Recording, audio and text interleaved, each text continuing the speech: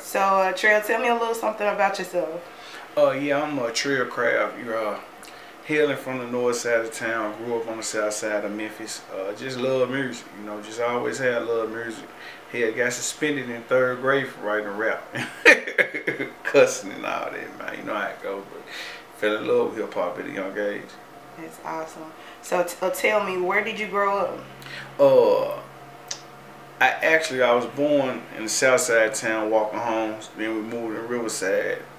And from there, moved to Little Rock for a year. When I came back, Mom's moved me to Summer Avenue, you know, Fresh Village apartment. That's why I call home. Being Hampton community, pretty much. All right. So tell me, what are your tags on hip hop in Memphis? You know, pretty much my thoughts of the hip hop in Memphis is Memphis is growing in hip hop. We got some hard hitters. Not gonna say any names right now, cause I'm just kind of done in promoting anybody other than what I got going on. Yeah. But there's some guys doing their thing. I had no ill will toward nobody. But Memphis hip hop scene is getting big. Well, a lot of the big studios and engineers, they've been leaving Memphis lately. So you know how that go. So you know we're gonna get out the mud and stick with our teams and stick with our guys, and we're gonna blow up with it, because Memphis got the talent. The rappers, the producers, the engineers, man, the graffiti, the dance, anything you can think about, Memphis got it in hip hop. It's just the world is kind of scared to shine a light on us because of, you know, all the violence, but man, everything here. All right. So tell me, Trell, how do you see yourself using your craft in the future?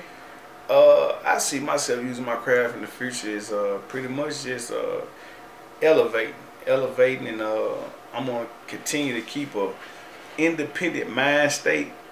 Even if I sign with somebody, I want to stay independent from a mindset, because you know, before it's anything, it's Trell Craft Entertainment, and so I want to continue to grow Trell Craft Entertainment, and it's like a joint venture I got with a lot of, with some more guys.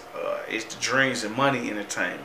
But before it's that, it's gonna always be growing Trell Craft Entertainment to the next level.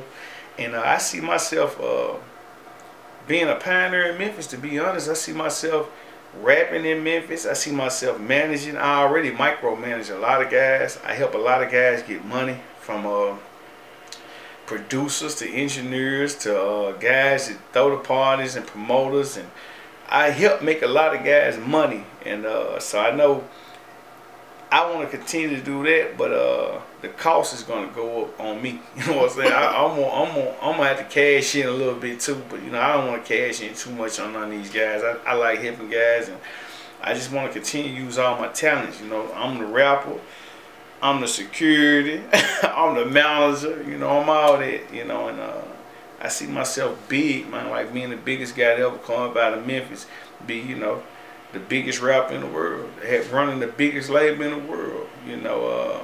See myself writing books, I see myself with a cologne line, I see myself with all these things, a robe line, you know, so I'm going to use my craft to leave a legacy behind, something legendary.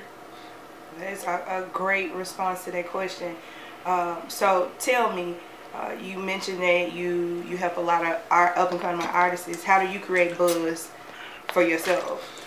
How I created my own buzz, I've been rapping since about, on a serious level, on and off, since about 2004 or 5.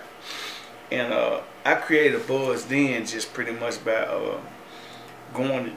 I started recording, started going to clubs and just asking guys can I perform, and I started doing that. Then from asking can I perform, I remember I went to Clay's Audio on Summer Avenue. I wrote them a song, and we was trying to get it put on the radio. So I just started meeting different DJs. Then used to go to clubs where it was people rapping it, or go to clubs where it was big shows at, and just started meeting people, you know, just started telling people I had the music. I started going to different studios. I started networking at different events. I started going out of town with the music. Like I think 06, 07, I went and recorded half my album God is Living, I think I recorded half that in Kentucky. So met a guy out in LA, did some music with him, and so just started traveling. You know, went to South Carolina, Houston, Dallas, Austin, Texas, Georgia, Savannah, South Carolina, Florida. Like I just created a buzz going out of town and just word of mouth, letting everybody know what I'm doing. You know, and I just started paying for promotions maybe a year ago, but that's me. I'm gonna hit the road and I'm gonna let everybody know what I'm doing, and I'm gonna go to clubs and I do my own parties. You know, I'm gonna do whatever it takes to make a buzz. Yeah, I'm gonna do whatever it takes. All right, I like your viewpoint on that, and it seems that you have a managerial side, a leadership side, and an industry side. Yes. So tell me, how do you sell sales?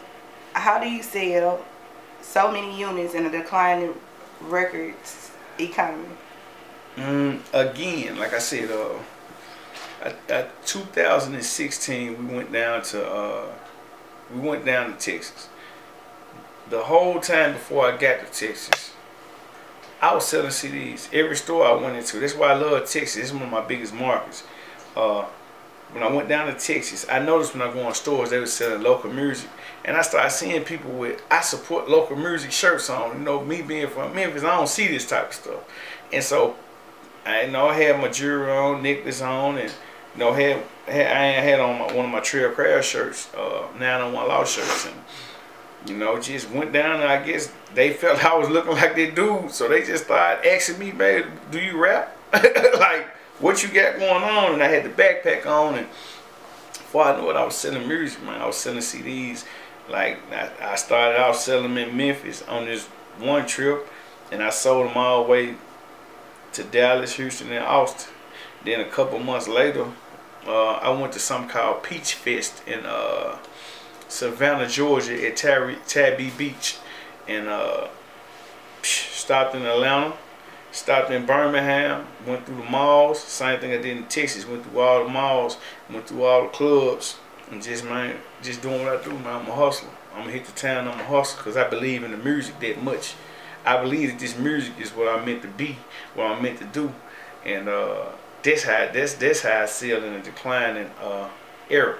I just believe in it, and I ask people, man, look, hey, you wanna buy my music, man? It's the best thing popping, and I believe it, and I know that to be fact. So I mean, that's how you sell your music. You sell yourself. You know what I'm saying? I know I have a interesting storyline. My storyline real. I come up in the trenches for real. So when you live that type of lifestyle, you come up like that, and you believe in yourself, and you know how to hustle because you did it before. So the game is a seesaw, it's up and down. So that's how I sell this music. All right. Chrome pumping the Marlboro. I'm back in the kitchen. Yeah. I'm back in the kitchen. I'm back in the kitchen. I'm back in the kitchen. I'm back in the kitchen. I'm about to cook up. Yeah. I'm about to cook up. Yeah. I'm down on my leg. I'm down on my leg. I'm down on my leg. I'm about to cook up. Yeah. I'm down on my luck. Yeah. I'm about to re-up. Yeah. I'm about to re-up. I'm about to run this cash up. I'm about to run this cash up. I'm about to run this cash up. I'm about to run this cash up.